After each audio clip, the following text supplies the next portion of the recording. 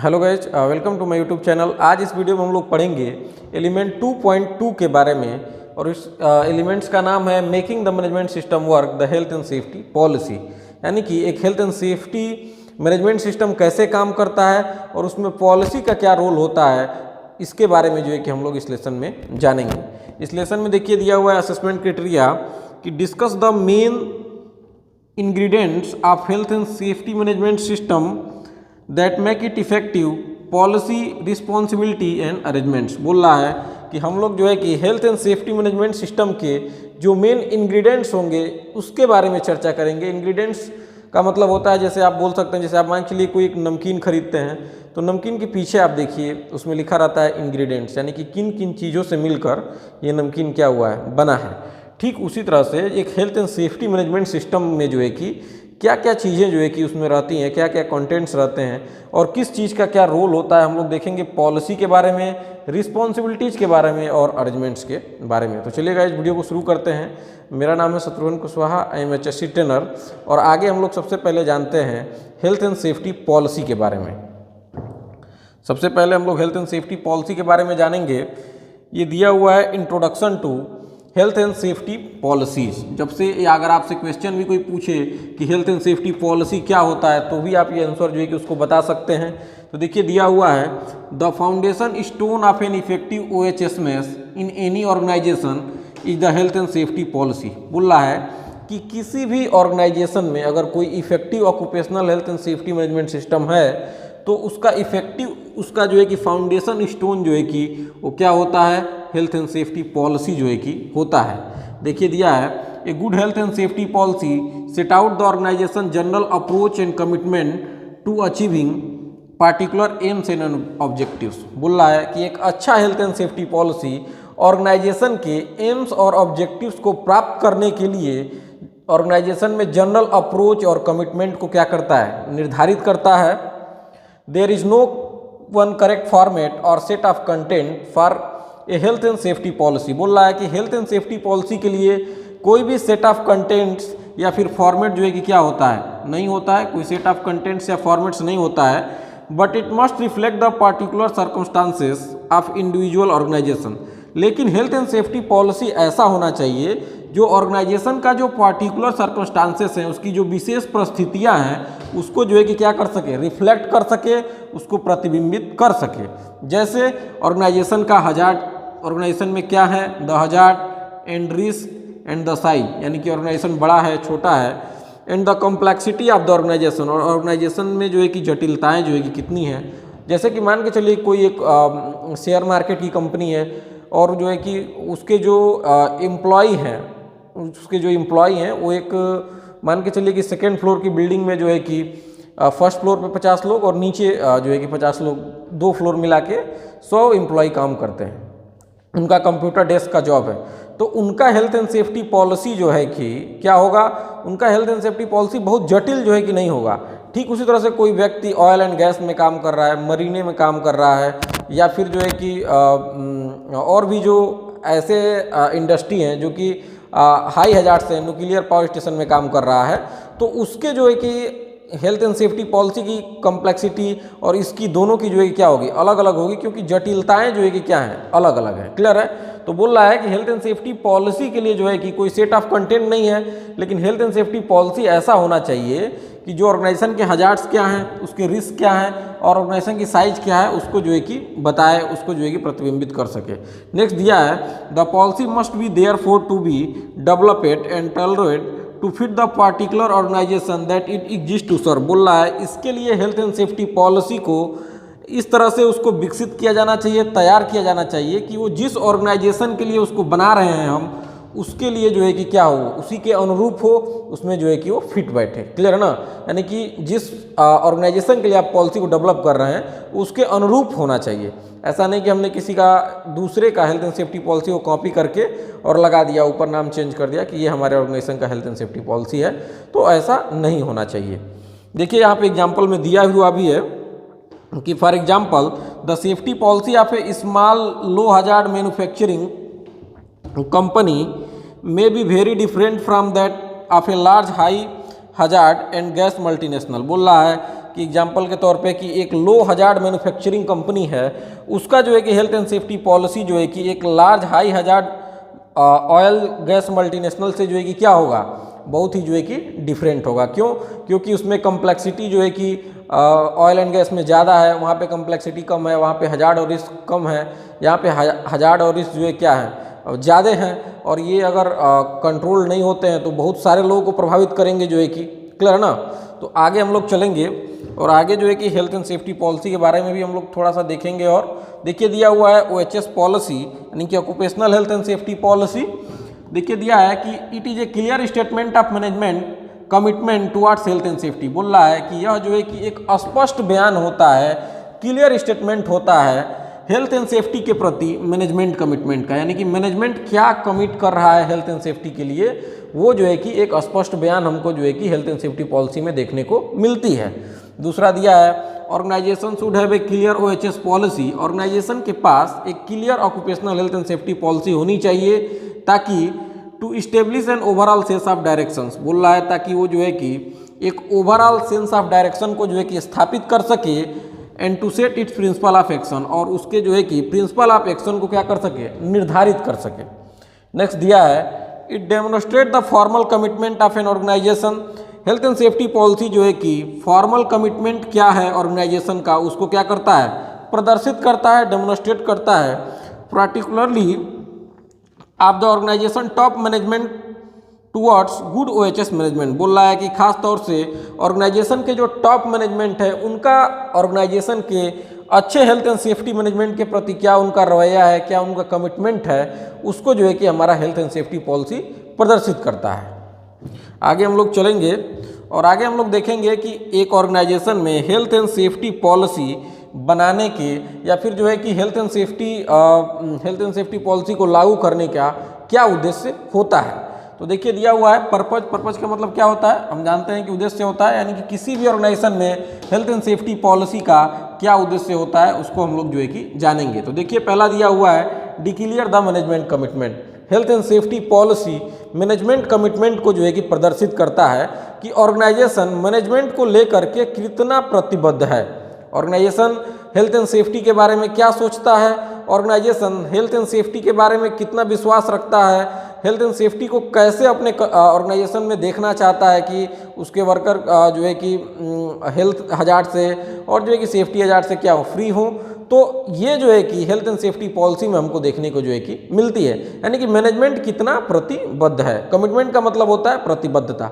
आप फेसबुक पे या फिर इंस्टाग्राम पे आप देखते होंगे कई लोग रिलेशनशिप स्टेटस में दिखाते हैं कमिटेड मतलब वो दिखाते हैं कि हम लोग एक दूसरे के प्रति जो है क्या है, बहुत ही कमिट है।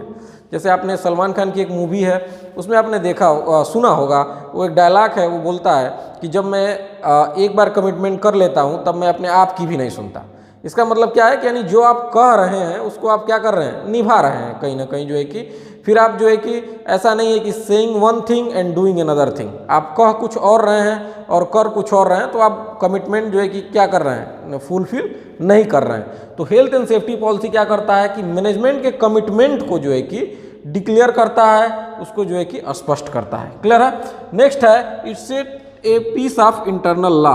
हेल्थ एंड सेफ्टी पॉलिसी जो है कि क्या करता है, हेल्थ एंड सेफ्टी पॉलिसी के माध्यम से अगर एम्प्लॉयर चाहे, कंपनी चाहे, ऑर्गेनाइजेशन चाहे तो क्या कर सकता है, एक इंटरनल लॉ जो है कि एक आंतरिक कानून जो है कि बना सकता है। देखिए दिया है by declaring the health and safety policy, health and safety policy की घोषणा करके the organisation set its own law to adopt health and safety in its organisation. बोल रहा है कि हेल्थ एंड सेफ्टी पॉलिसी की घोषणा करके ऑर्गेनाइजेशन हेल्थ एंड सेफ्टी को अपनाने के लिए जो है क्या कर सकता है, आंतरिक जो है कि कानून जो है कि बना सकता है। नेक्स्ट है कंप्लाई विथ लीगल रिक्वायरमेंट्स।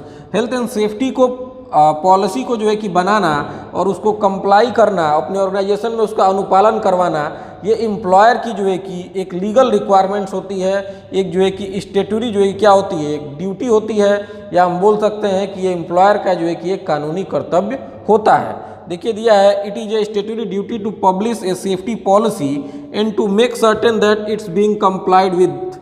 बोल रहा है कि यह जो है कि एक स्टेटूरी ड्यूटी है, लीगल ड्यूटी है एम्प्लॉयर की कि वो एक सेफ्टी पॉलिसी को क्या करे, पब्लिश करे, यानी कि उसको प्रकाशित करे और यह सुनिश्चित करें कि हेल्थ एंड सेफ्टी पॉलिसी को क्या किया जा रहा है, अनुपालन किया जा रहा है।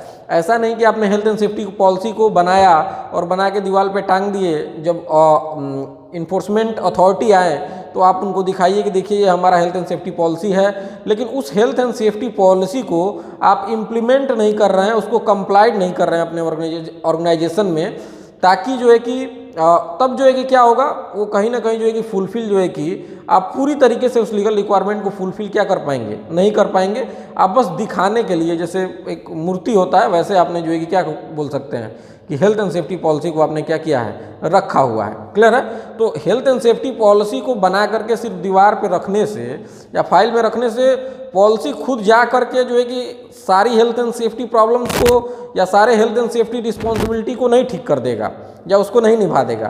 कहीं ना कहीं जब वो कंप्लाई होगा डे टू डे रूटीन में, तब जाके कहीं ना कहीं उसके प्रभाव हमको देखने के लिए क्या होंगे, मिलेंगे। और उसी पर्पज के लिए ही हेल्थ एंड सेफ्टी पॉलिसी को कहीं ना कहीं बनाया भी गया है कि वो कंप्लाई हो। ऐसा नहीं है कि सिर्फ उसको हमने वो एक डॉक्यूमेंट, सिर्फ डॉक्यूमेंट के तौर पे नहीं है कि बस उसको हमने बनाया और फाइल में जो है क्या कर दिया, रख दिया। क्लियर है? नेक्स्ट हम लोग जो है कि इसमें जानेंगे, आपको जो है कि health and safety policy as a, आप जिस भी कंपनी में काम कर रहे हैं तो as a health and safety professional आपको आपके कंपनी का, जिस कंपनी में आप अभी एम्प्लॉयड हैं, उसका हेल्थ एंड सेफ्टी पॉलिसी जो एक भी मालूम होना चाहिए।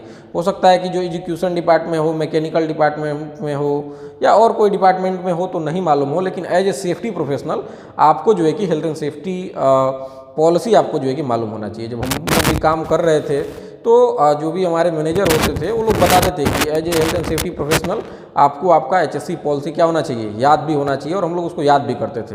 तो आप भी जिस कंपनी में हैं तो जो मुख्य कंटेंट्स हैं हेल्थ एंड सेफ्टी पॉलिसी के, आपका ऑर्गेनाइजेशन क्या जो है कि हेल्थ एंड सेफ्टी के बारे में सोचता है, क्या जो है कि उसमें लिखा हुआ है पॉलिसी में, आपको मालूम जो है कि होना चाहिए एटलीस्ट। आगे हम लोग चलते हैं। पॉलिसी कई बार बड़ी भी होती है तो आप पूरा पॉलिसी तो नहीं याद कर सकते हैं, लेकिन जो मुख्य चीज़ें हैं उसको आप जो है कि देख सकते हैं। आगे हम लोग जो है कि देखेंगे कि की features and contents of health and safety policy. Health and safety policy के कुछ की फीचर्स क्या हैं और मुख्य कंटेंट जो है कि क्या है। तो देखिए दिया हुआ है, हेल्थ एंड सेफ्टी पॉलिसी को 3 भागों में जो है कि बांटा गया है। पहला है general statement of intent. Clear है? पहला है जनरल स्टेटमेंट ऑफ इंटेंट, दूसरा है ऑर्गेनाइजेशन सेक्शन और तीसरा है arrangement section. Health and safety policy को कितने भागों में बांटा गया है? हेल्थ एंड सेफ्टी पॉलिसी को 3 भागों में जो है कि बांटा गया है। पहला है जनरल स्टेटमेंट ऑफ इंटेंट, दूसरा है जो है कि ऑर्गेनाइजेशन सेक्शन और तीसरा है जो है कि वो है अरेंजमेंट सेक्शन। क्लियर है गाइज? आगे हम लोग चलते हैं और इन तीनों सेक्शन को जो है कि हम लोग एक एक करके देखेंगे कि इनके अंदर क्या डिटेल्स रहता है और इनमें क्या चीज़ें जो है कि होनी चाहिए। अगर कोई भी हेल्थ एंड सेफ्टी पॉलिसी है, उनमें जो चीज़ें हम लोग यहाँ पे पढ़ रहे हैं, जैसे कि मान के चलिए कि लिखा हुआ है यहाँ पे कि हेल्थ एंड सेफ्टी पॉलिसी जो है कि मोस्ट सीनियर पर्सन CEO या MD के द्वारा साइन होना चाहिए। तो आप भी अपने पॉलिसी में जिस ऑर्गेनाइजेशन में काम कर रहे हैं उसमें देखें कि मोस्ट सीनियर पर्सन द्वारा ये साइन है कि नहीं है। क्लियर ना?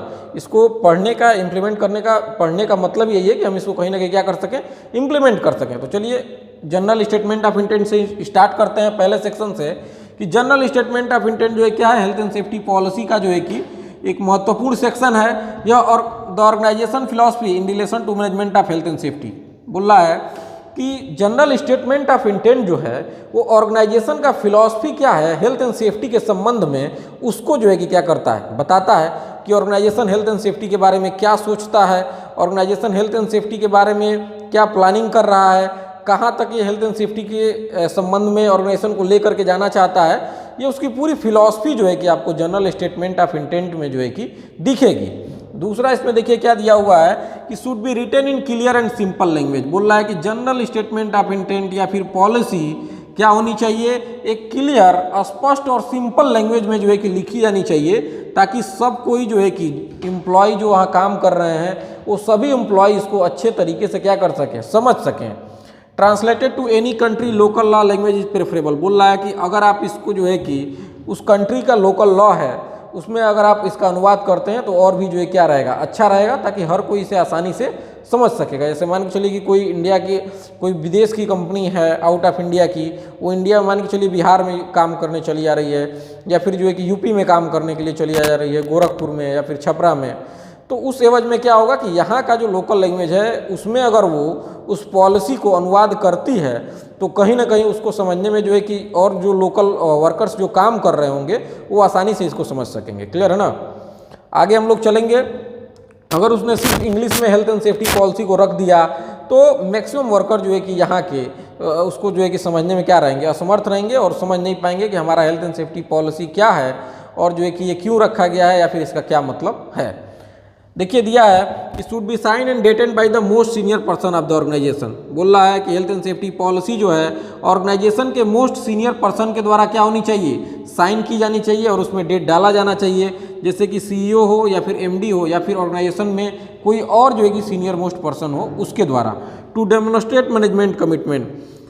अब कई बार ऐसे क्वेश्चंस आते हैं कि सीईओ या एमडी के द्वारा ही क्यों जो है कि हेल्थ एंड सेफ्टी पॉलिसी को साइन किया जाना चाहिए। ऐसा ये निवो सा क्वेश्चन नहीं है, लेकिन कोई आपसे पूछ सकता है या फिर क्वेश्चन आ भी सकता है। तो इसका मतलब ये है कि जब भी ऑर्गेनाइजेशन का टॉप मैनेजमेंट का कोई व्यक्ति या सीनियर मोस्ट पर्सन जो है कि उसको साइन करता है तो जो है कि मैनेजमेंट कमिटमेंट को क्या करते हैं, वो प्रदर्शित करता है और उस पॉलिसी को जो है कि क्या करता है, वो एक अथॉरिटी देता है। क्लियर है ना। उस पॉलिसी को जो है कि जैसे मान के चलिए एक बहुत छोटा सा एग्जाम्पल लें, आप किसी स्कूल में गए हों या फिर किसी ब्रांच में गए हों या फिर कहीं पे भी गए हों, वहाँ पे कुछ नियम लिखा गया है कि ये करें ये ना करें, तो नीचे देखिए लिखा रहता है कि आज्ञा से शाखा प्रबंधक या फिर आज्ञा से मैनेजर, ऐसा करके कुछ लिखा रहता है। अब वहाँ पे किसी चपरासी का या फिर किसी छोटे पियून का जो है कि नाम नहीं लिखा रहेगा। क्यों? क्योंकि उसको कोई हो सकता है कि वही लिख करके ला करके और चिपकाया हो, मैनेजर साहब ने उसको बोला हो और वही लिख के ला के चिपकाया हो। क्यों? क्योंकि वो अथॉरिटी नहीं देगा, उसकी बातों को कोई नहीं मानेगा।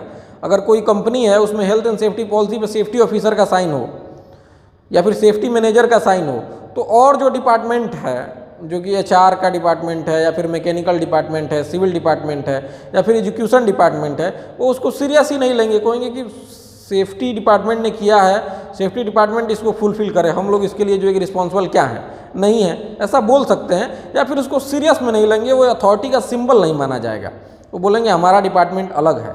लेकिन वहीं जब कंपनी का मोस्ट सीनियर पर्सन सीईओ या फिर एमडी जब उस पर साइन करता है तो कहीं ना कहीं वो सभी को अथॉरिटी दे रहा होता है। सभी जो है कि उसके अथॉरिटी में जो क्या करते हैं, आते हैं, अथॉरिटी नहीं दे रहा होता है। जैसे मान के चलिए कि मोस्ट सीनियर पर्सन होता है और उसकी बातों को सब लोग वैल्यूएबल मानते हैं और सभी को लगता है कि हाँ सीईओ का या फिर एमडी का जो है क्या है, साइन इस पर है। तो उसी तरह से मोस्ट सीनियर पर्सन के द्वारा सिर्फ इसी वजह से साइन किया जाना चाहिए। आगे हम लोग चलेंगे और आगे हम लोग देखेंगे कि ऑर्गेनाइजेशन सेक्शन जो है कि क्या होता है। तो देखिए दिया हुआ है organisation section health and safety policy का जो है कि ये सेकंड सेक्शन जो है कि क्या होता है। तो देखिए दिया है this section of health and safety policy deals with people and their operational duty in relation with health and safety. बोल रहा है कि हेल्थ एंड सेफ्टी पॉलिसी का यह सेक्शन जो है कि ऑर्गेनाइजेशन में काम कर रहे एम्प्लॉय और उनके ऑपरेशनल ड्यूटी से जो है कि क्या है, संबंधित है। उनसे उनके जो ड्यूटी है, जो उनकी ऑपरेशनल ड्यूटी है, उनसे जो है कि ये संबंधित है। It outline the chain of command of health and safety management. बोल रहा है कि ऑर्गेनाइजेशन सेक्शन जो है क्या करता है कि चेन ऑफ कमांड को जो है कि आउटलाइन करता है, चेन ऑफ कमांड को जो है कि बताता है हेल्थ एंड सेफ्टी मैनेजमेंट में, and identifying the roles and responsibility of employ. और ऑर्गेनाइजेशन में जो भी एम्प्लॉय काम कर रहे हैं उनका रोल्स एंड रिस्पॉन्सिबिलिटी क्या है उसको जो है कि ये बतलाता है, उसको जो है कि बताता है। नेक्स्ट है it include an organisation chart show the line of communication. बोल रहा है कि ऑर्गेनाइजेशन सेक्शन जो है कि एक ऑर्गेनाइजेशन चार्ट भी जो है क्या करता है, इंक्लूड करता है, जो कि लाइन ऑफ कम्युनिकेशन को क्या करता है, दर्शाता है। And the feedback route exist in the organisation for clear reporting. और जो है कि फीडबैक रूट्स को भी जो है कि बतलाता है, जो कि क्लियर रिपोर्टिंग के लिए ऑर्गेनाइजेशन में मौजूद हैं। Organisation section line of communication को और जो है कि फीडबैक रूट को जो है कि दिखाता है ऑर्गेनाइजेशन चार्ट में, जो कि क्लियर रिपोर्टिंग के लिए बने हुए हैं कि ऑर्गेनाइजेशन में कौन किसको रिपोर्ट करेगा। क्लियर ना, ऑर्गेनाइजेशन में कौन किसको रिपोर्ट करेगा, इसके लिए लाइन ऑफ कम्युनिकेशन और फीडबैक रूट्स होते हैं। जैसे कि मान के चलिए आपकी ऑर्गेनाइजेशन में साइट पे कोई एक्सीडेंट हो गया बहुत बड़ा, आप जो है कि डायरेक्ट अपने कंपनी के सीईओ को फ़ोन क्या करेंगे, नहीं करेंगे। आप अपने साइट के इंचार्ज को बताएंगे, साइट इंचार्ज को अपने सेफ्टी मैनेजर को बताएंगे। सबसे पहले आप साइट इंचार्ज को बताएंगे क्योंकि वो साइट का मालिक है। ठीक उसी तरह से जैसे मान के चलिए आप जिस राज्य में रहते हो, यूपी, बिहार या कहीं पे भी आप रहते हो, तो मान के चलिए कि उस राज्य में कोई वारदात होता है, जिस थाने में वो वारदात जो है कि जिस एरिया में आता है, तो अगर सीएम को उसका हाल जानना होगा तो किसको फ़ोन करेंगे? कहीं ना कहीं सीएम जो है कि बहुत अगर निचले स्तर पे अगर माना जाए, बहुत अगर डायरेक्ट किसी को फ़ोन करेंगे तो एसपी को करेंगे या फिर जो है कि डीएम को करेंगे, वहाँ पे जो आईएएस अधिकारी हैं। तो और फिर वो लोग जो है कि यहाँ थाने से क्या करेंगे, संपर्क साधेंगे और यहाँ से संवाद करेंगे और जो कम्युनिकेशन होगा वहाँ जो है कि स्थापित करेंगे। क्लियर है ना? उसी तरह से जो है कि कहीं ना कहीं जो है कि ऑर्गेनाइजेशन में कौन किसको रिपोर्ट करेगा और कौन कहाँ से फीडबैक आएगी, कहाँ से जो है कि लाइन ऑफ कम्युनिकेशन है, ये जो है कि बनाए गए होते हैं। इसी के लिए जो है कि लाइन ऑफ कम्युनिकेशन जो है कि स्थापित की गई होती है।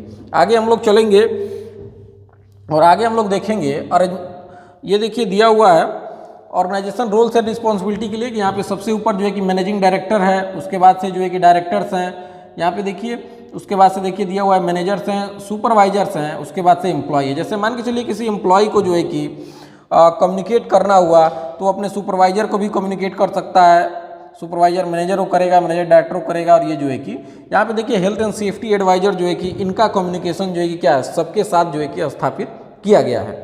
आगे हम लोग चलेंगे और आगे हम लोग देखेंगे कि अरेंजमेंट सेक्शन जो है कि क्या होता है।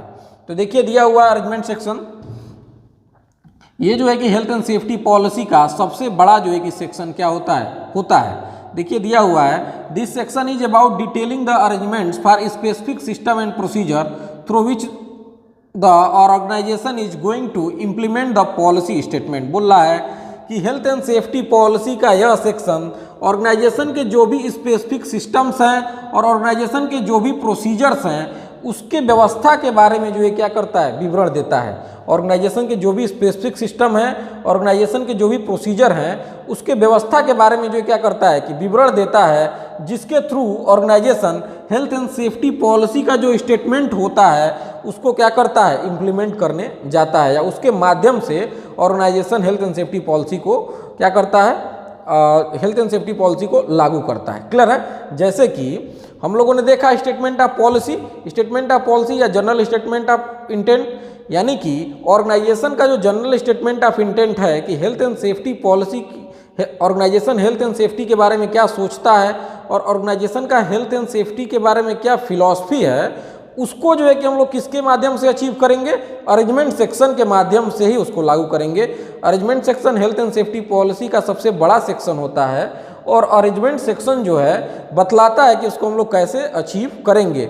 जो भी स्पेसिफिक सिस्टम्स होते हैं, जो प्रोसीजर्स होते हैं कि किस प्रोसीजर के माध्यम से, किस सिस्टम के माध्यम से उसको अचीव करने जा रहे हैं, वो सारे जो है कि किस में रहते हैं, अरेंजमेंट सेक्शन में रहते हैं। देखिए दिया हुआ है कि general health and safety management arrangements are, कुछ एग्जाम्पल्स दिए हुए हैं जनरल, जो कि मैक्सिमम ऑर्गेनाइजेशन के health and safety managements arrangements में क्या होते हैं। पहला दिया हुआ है कैरिंग आउट रिस्क असेसमेंट, कि ऑर्गेनाइजेशन जो है कि रिस्क असेसमेंट कैसे कैरी करेगा, उसके बारे में सारे विवरण जो है कि दिए गए रहते हैं। किन किन कामों के लिए रिस्क असेसमेंट होगा, किसके लिए जेनरिक रिस्क असेसमेंट रहेगा और किसके लिए हम स्पेसिफिक एक suitable and sufficient risk assessment बनाएंगे। एक्सीडेंट नियर मिस रिपोर्टिंग और रिकॉर्डिंग और इन्वेस्टिगेशन जो है कि कैसे होंगे, एक्सीडेंट को कैसे रिपोर्ट किया जाएगा, कैसे उसको रिकॉर्ड किया जाएगा, कैसे इन्वेस्टिगेट किया जाएगा। Consultation with workers on health and safety matters, वर्करों से स्वास्थ्य और सुरक्षा मुद्दों पे कैसे जो है कि कंसल्ट किया जाएगा, डायरेक्ट कंसल्टेशन किया जाएगा या फिर जो है कि किसी रिप्रेजेंटेटिव के थ्रू कंसल्टेशन होगा। Developing safe work procedure, safe system of work, कैसे जो है कि सेफ सिस्टम ऑफ वर्क का जो है कि विकास किया जाएगा। ये सारे जो है कि अरेंजमेंट सेक्शन में जो है कि क्या होते हैं। नेक्स्ट इसमें हम लोग देखेंगे अरेंजमेंट सेक्शन में कुछ और जो है कि डिटेल्स दिए हुए हैं।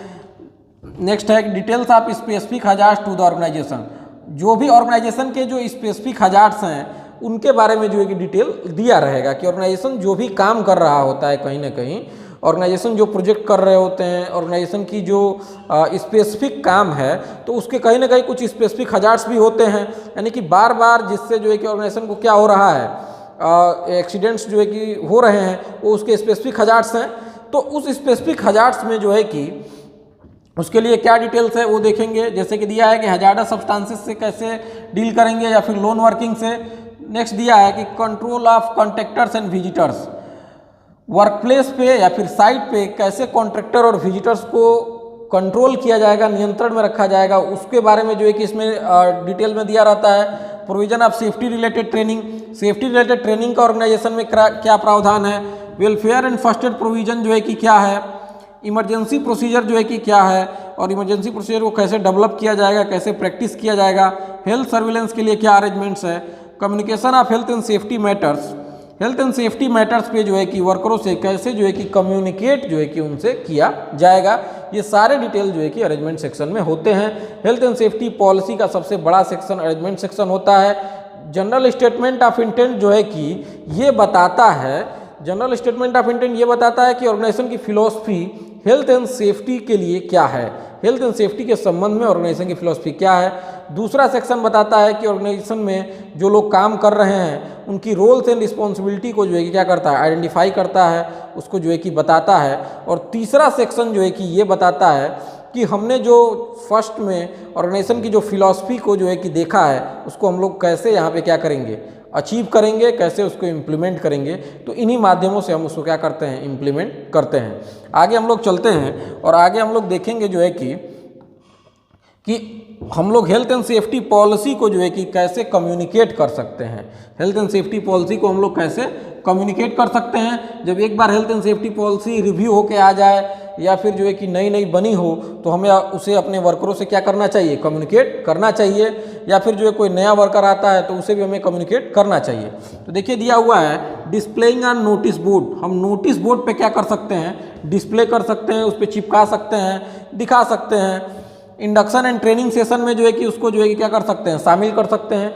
आप देखिए मैक्सिमम कंपनियों में जब आप काम करने जाते होंगे या वर्कर जाते हैं या कोई भी जाता है तो हेल्थ एंड सेफ्टी पॉलिसी जो है कि उसको क्या किया जाता है, जरूर जो है कि बताया जाता है कि इस ऑर्गेनाइजेशन का हेल्थ एंड सेफ्टी पॉलिसी यानी कि स्वास्थ्य और सुरक्षा नीति जो है कि क्या है।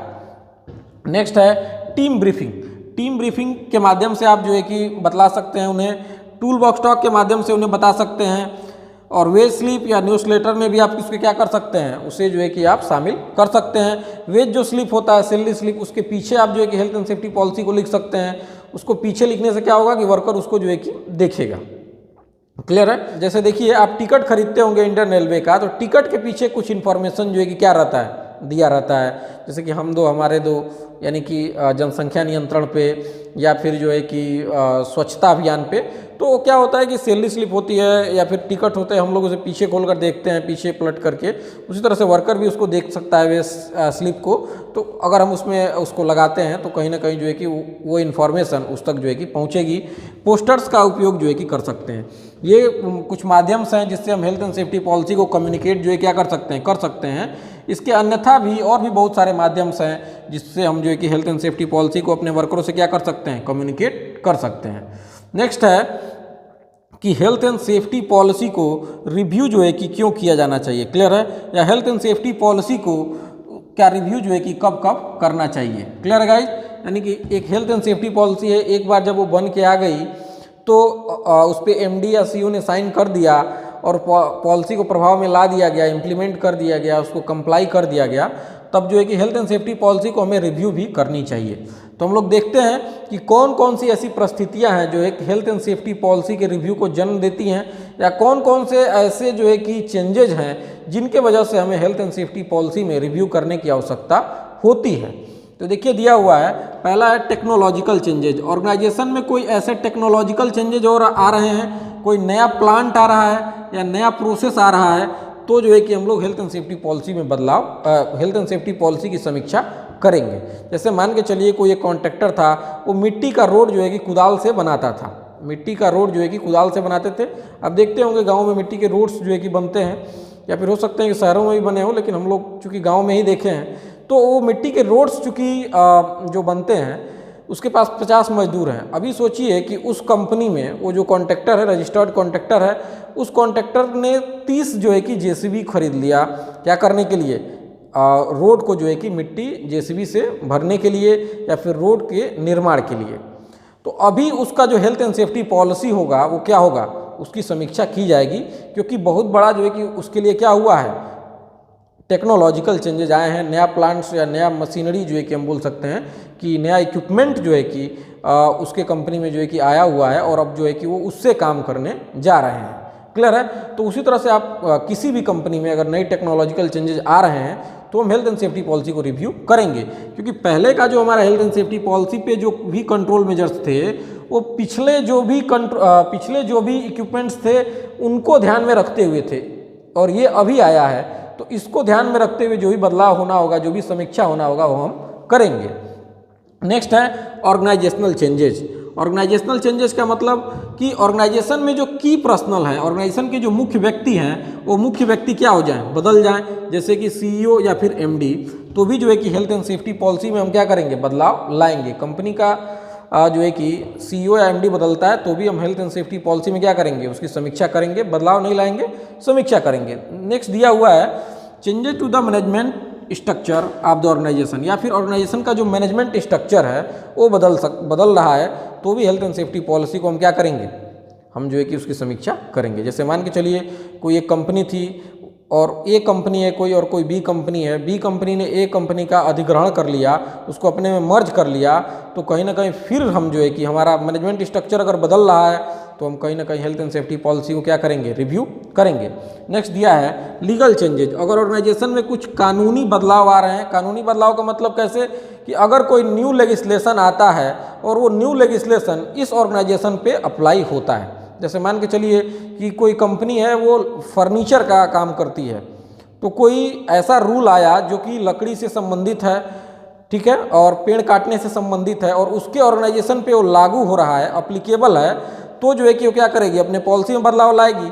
वही कोई कंपनी है जो स्टील का काम करती है, ठीक है, स्टील का काम करती है, लोहे का काम करती है, तो लकड़ी पे पेड़ पे अगर कोई नया लॉ आ रहा है तो उसके लिए उसको अपने जो है कि हेल्थ एंड सेफ्टी पॉलिसी को बदलने की आवश्यकता क्या है, नहीं है। यानी कि कोई ऐसा लेजिस्लेशन आ रहा है जो कि हमारे ऑर्गेनाइजेशन पे लागू हो रहा है, अप्लीकेबल है, तो हम जो है कि उसको क्या करेंगे, हेल्थ एंड सेफ्टी पॉलिसी में हेल्थ एंड सेफ्टी पॉलिसी को रिव्यू करेंगे।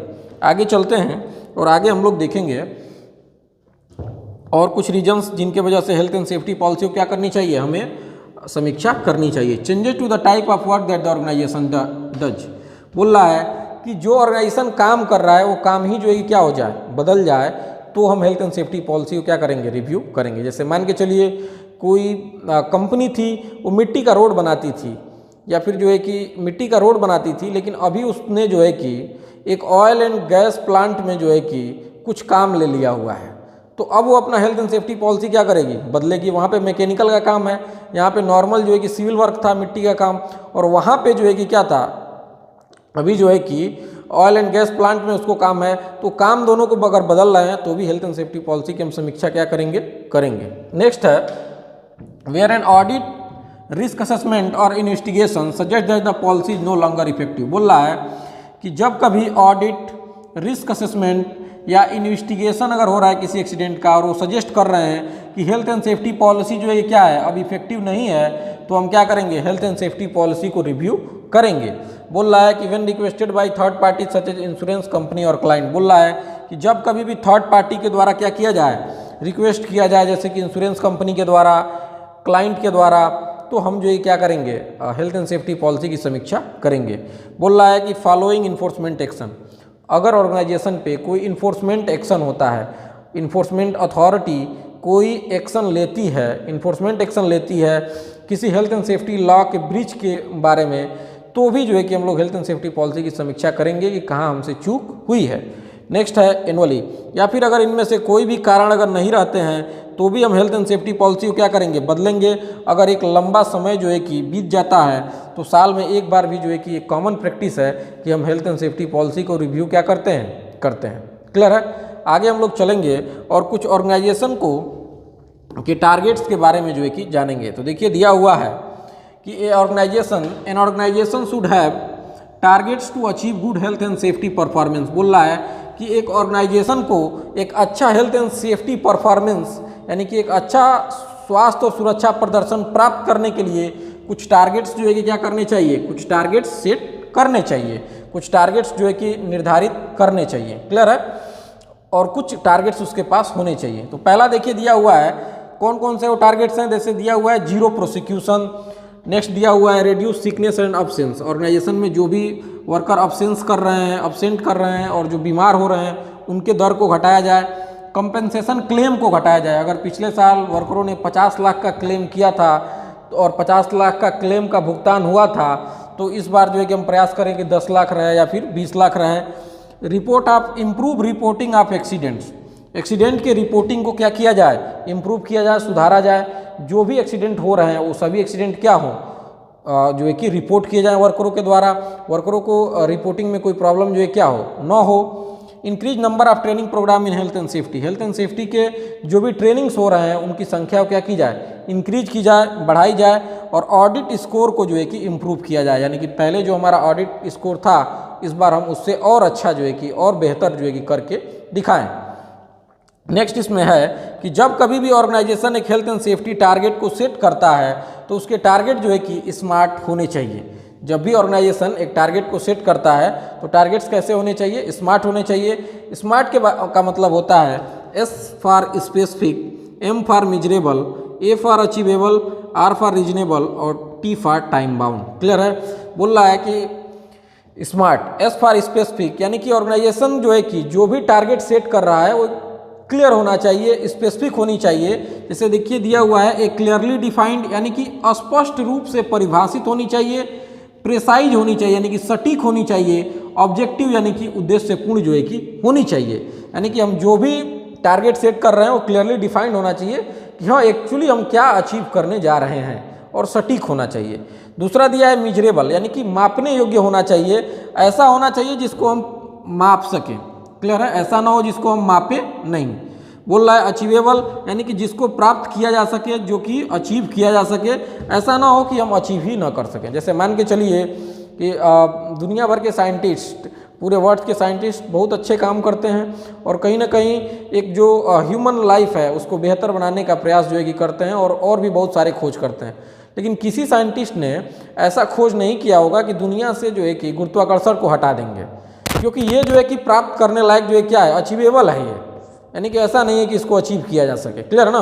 तो उसी तरह से आपको ऐसा जो है कि हेल्थ एंड सेफ्टी टारगेट नहीं सेट कर लेना है कि जिसको कभी प्राप्त ही जो है कि क्या कर सके, आप नहीं कर सके, तो फिर उस टारगेट जो है कि कहीं ना कहीं फेल ही होगा। नेक्स्ट है कि reasonable, with in the time scale and resources. बोल रहा है कि जो भी हमारा टारगेट्स है वो टारगेट्स जो है क्या होना चाहिए, उचित होना चाहिए। जो भी हमारा टारगेट्स है वो टारगेट्स क्या होना चाहिए, उचित होना चाहिए। With in the time scale and resources, जो भी टाइम स्केल दिया जा रहा है, जो भी उसको रिसोर्सेज दिया जा रहा है, उस टाइम स्केल में और उस रिसोर्सेस में जो है कि वो क्या हो, उचित होना चाहिए। क्लियर ना? जैसे कि मान के चलिए कि आपको बोला जाए कि यहाँ आपको देवरिया से दिल्ली जाना है पैदल, तो आपको कितना समय लगेगा, या गोरखपुर से आपको जो है कि दिल्ली जाना है तो आपको पैदल कितना समय लगेगा।